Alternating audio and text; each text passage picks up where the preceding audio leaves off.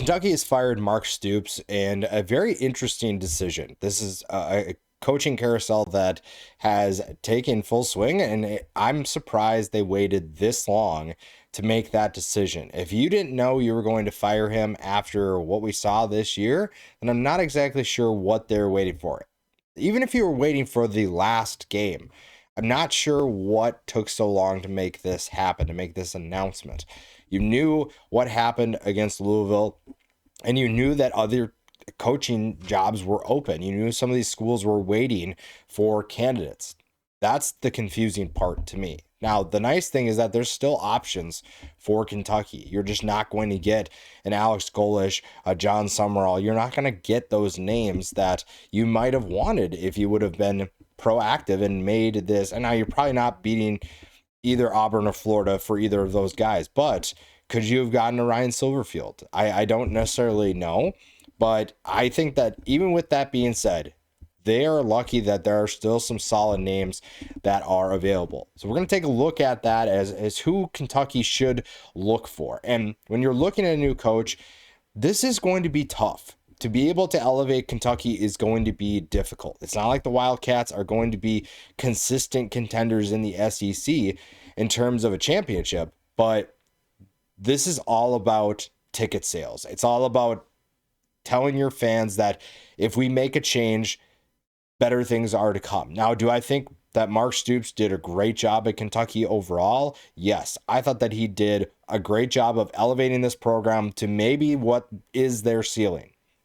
Now, maybe bringing in another guy gets them to go a little bit closer to that ceiling, but you at least have to give Mark Stoops credit for the work he did overall. This year, not so much. Obviously, recently it's been rough, but you have to at least give him some credit for what he did for this program. But let's look at who could replace him.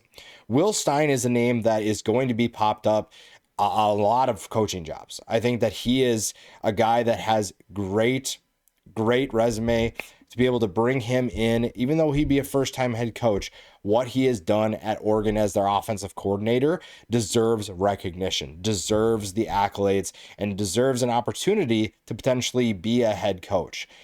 Kentucky native, familiar with the area. I think that he has the ability to surprise a lot of people potentially as a head coach. We'll see if that turns out to be true, but that's a name that I've seen already posted as a potential candidate, but also I think he is going to be really interesting to watch. Now, the one thing with him is after everything we saw this year, maybe he sticks around at Oregon. You might have Dante Moore coming back. You might have a number of different players coming back at Oregon to make another run at the college football playoff. He could also wait for a job that maybe is perceived as better than Kentucky. So that's something to keep an eye on with him. Dan Mullen is another one. I have seen him with Kentucky quite a bit, has SEC experience coaching at Mississippi State. He's doing a lot of good things at UNLV in his return to college football, and I know that he would at least entertain an opportunity to return to the SEC. Great offensive mind. The recruiting part of it is maybe where you have a concern, but he clearly knows X's and O's. He knows how to do certain things that make him an attractive candidate as a head coach, so that is someone to keep an eye on there.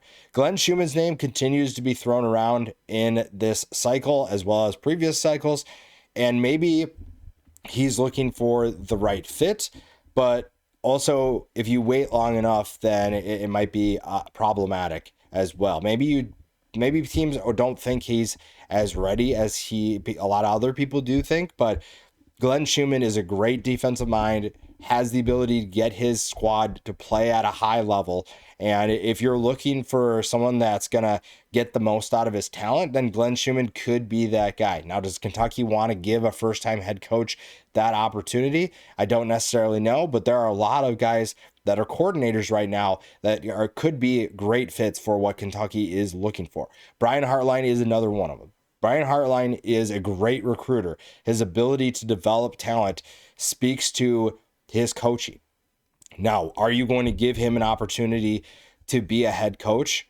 I don't necessarily know that, but I do know that Brian Hartline can develop the talent that's with him. Now, with him, there are some questions maybe about his play calling, people, I think, assume that Ryan Day is the one calling the plays at Ohio State, even though Hartline has the offensive coordinator tag. So there are questions about that. But as a head coach, I think that Brian Hartline would be a good head coach. Even if he doesn't want to be a play caller, he doesn't necessarily have to be. He can just build a staff if he knows how to hire the right people. That's going to be the big question.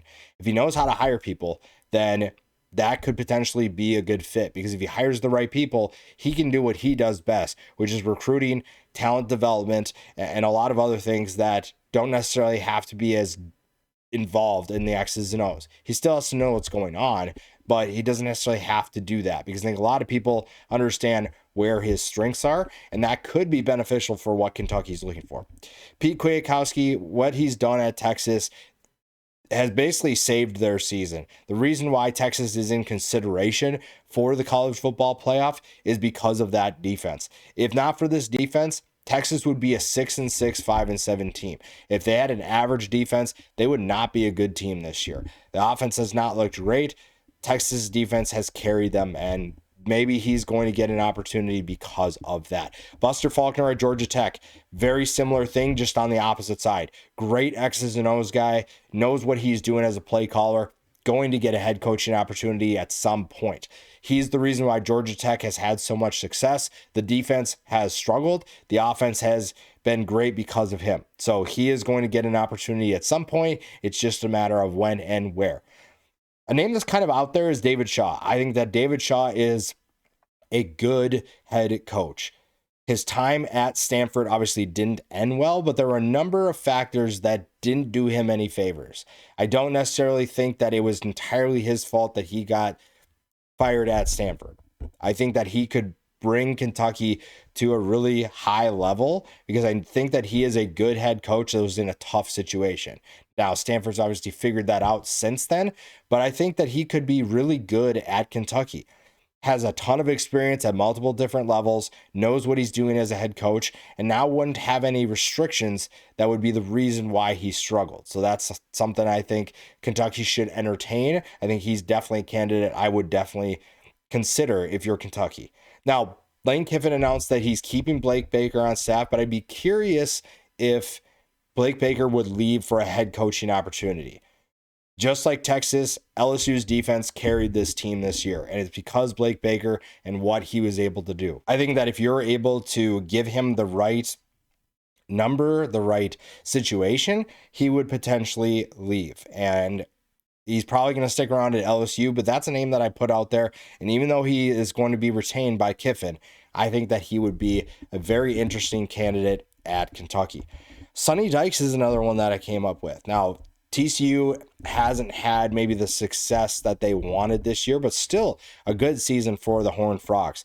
Dykes is a former UK assistant, so he has experience with the program. He's done good things at TCU, and I feel like it's getting to the point where maybe he does need to depart. Now, if Josh Hoover comes back, that's a potential quarterback that he could persuade to come to Kentucky and play in that system. That would be a huge get for the Wildcats as well. That would just be obviously down the road, but Sonny Dykes is someone who I think good offensive mind, has some excitement that he brings to a program, could be someone that you potentially go with there. You could also look at internal. Brad White has done a great job overall at Kentucky as the defense coordinator, a guy that's been linked to a lot of head coaching opportunities over the years. So you could stick with something internal if you're looking to limit the roster turnover. But replacing Mark Stoops isn't going to be easy. You can find a lot of good candidates, but the level that that person has to bring Kentucky for them to be perceived as a success is going to be challenging. Stoops did a great job, like I said, of getting Kentucky to a certain place, and it's going to be tough for whoever replaces him to do the exact same or better. But you do have an opportunity. You do have the ability to, I think, get this program back to where it needs to be, and Kentucky can be a tough team to play against for a consistent period of time with a new head coach.